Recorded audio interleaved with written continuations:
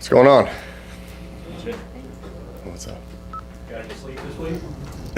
A little bit more than what it was like last week, but no, definitely catching up on a little sleep for sure.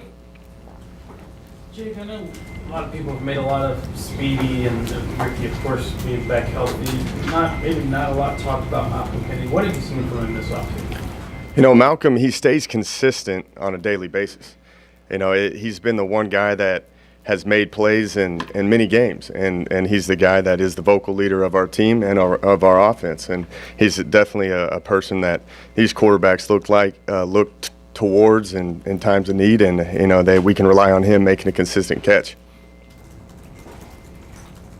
What are your expectations for Josh Reynolds today? Josh, he's coming along. You know, there is no game experience yet with him, but you know, I'm very excited to get him out there. He's done great so far throughout the spring and through fall camp, and you know, I'm looking for him to go out there and make some plays. But he has deserved that right to be that starter out there at Z. What's been the biggest difference for you from your approach heading into last season and just the quarterbacks coach heading into this season being the play caller?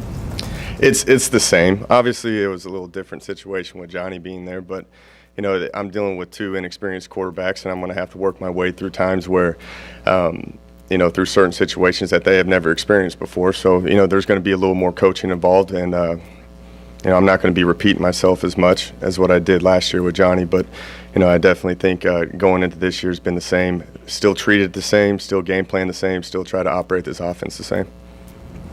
Jake, I know you had known Kenny since when you recruited him at West Virginia. How much does that help? You guys have had a relationship for quite some time going into this. Yeah, that relationship kind of was a little rocky at the beginning when I was at West Virginia when he told me he didn't want to play for me. But, you know, things have changed, and it's been great. You know, our room is very laid back, and, you know, I want those kids feeling confident and comfortable with me. And, you know, I expect the same looking towards them as well. So the relationship's been good. Now that things are locked in at the quarterback, have you seen the rhythm and movement of the offense pick up even further? Yeah, it is, and that's just the continuity of things because, you know, we were trying to develop who was going to be our starters on the perimeter, and then we also had a guard position battle as well. And so now that we're going with some consistent practices where Kenny's running with the ones and he's just getting more and more reps, so the quarterback, the communication is going to be the same. It's not going to be like we're two different guys that are trying to communicate the same play because each kid will communicate it differently. But, you know, the consistency of it all is picked up the rhythm tremendously. How have you seen Kenny grow since you guys tapped him on the shoulder, and what do you expect from him in the bright lights? You know, you've seen him play already. He's been in 4 games, so he has that game experience. I think just the experience of being here and understanding what we do offensively and watching Johnny operate has helped him out a lot. And, you know, there's, you know, like going back, talking about there's going to be some experiences that he hasn't seen, but he has seen probably a little more than Kyle has right now, and that was one of the deciding factors for us. Is the competition over now between Hill and Kyle? For right now, yeah. And the way I look at it is you know, we're moving forward with Kenny. He's our guy, and we're putting all of our eggs in that basket. What are some of the challenges you put from South Carolina defense? They play extremely hard. You know, they don't do too much defensively, but they line up and they play man, and they play as hard as they can. And you got to give them credit on how hard they play. And that's the thing that just jumps out to me. I think they've got a good amount of team speed. You know, again, they only allowed about 20 points a game on average last year, so they play sound football and they play hard. Coach, with Mike Evans going to the NFL draft, of course, can you see Ricky Seals-Jones being one of those big physical guys that can kind of take that spot that Mike had? Definitely. Ricky's had a great fall camp. You know, going through spring ball, he was a little rusty. Still, I don't believe he was 100% healthy then.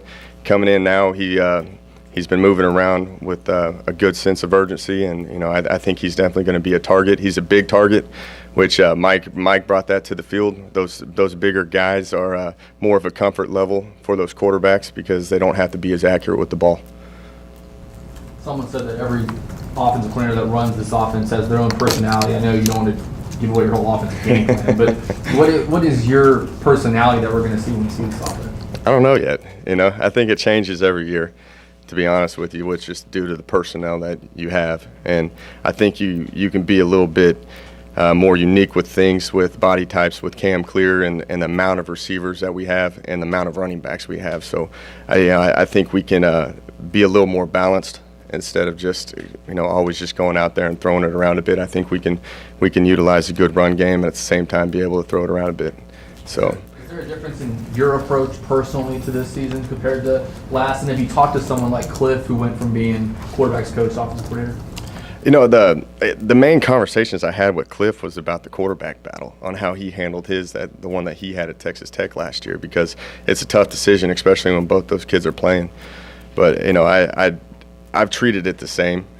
Just being around, being fortunate enough to work for Cliff Kingsbury and guys like Dana Holgerson, I think they prepared me and put me in the situation where we can go out there and game plan and execute an offense. Did Cliff give you anything that was useful in making your decision when finally came back here? Well, he told me whatever he said, just go ahead and do the exact opposite of, and they'll keep everybody happy. But It was all in on top. we went back and forth on it, and he just told me to just go with your gut decision, don't look back, move forward, and try to go beat South Carolina. What is Speedy showing you all offseason as a receiver? Speedy, he's a very explosive player. Again, you got to realize he's never played receiver before. He's been a high school quarterback, so there is some times where he's a little raw on the perimeter, but when he does catch that ball, he does have that ability to do something explosive and make a game-changing play. So he's definitely a guy that I think those quarterbacks are going to rely on in certain situations as well, if we need something to somebody step up and make a play. How many wide receivers are you thinking of in rotation to play? It depends. We mix in inside and outside receivers, but on a regular basis, we probably play around 8. Yeah.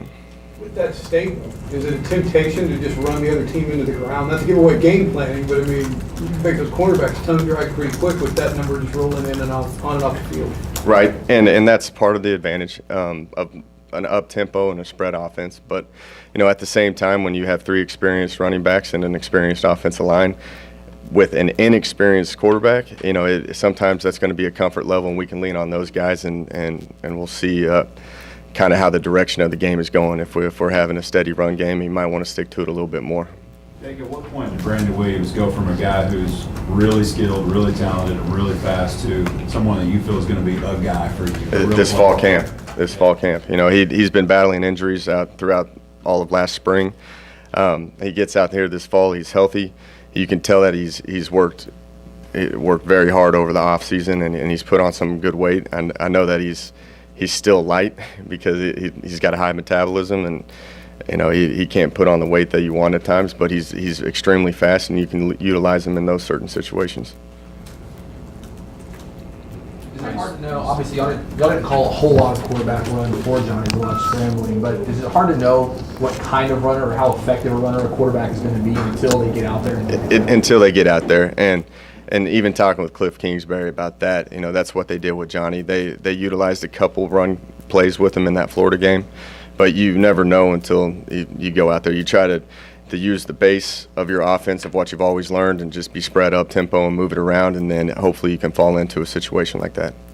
I know, since you don't have a really firm idea, but do you have any sort of concept of exactly what kind of runner Kenny Hill is going to be versus the quarterbacks you've had before? I don't know yet. I think I don't think he's as athletic as Johnny, but I think he might be more athletic than Gino. And you never know. Some people just have that savviness, like Case Keenum. He would scramble for 200, 300 yards in a season, which it just shows that he could at least keep a play alive. But I think that Kenny has that ability to extend plays for a longer period of time. Gino did a lot of time, did he? No, we didn't ask him to do much, but we did utilize him in run game. In scrambles, just like we're doing. If we were going to try to get him out on the perimeter and get him out of the pocket, I'd always use that as an option for him to continue on with the run and slide and get down and don't take a hit.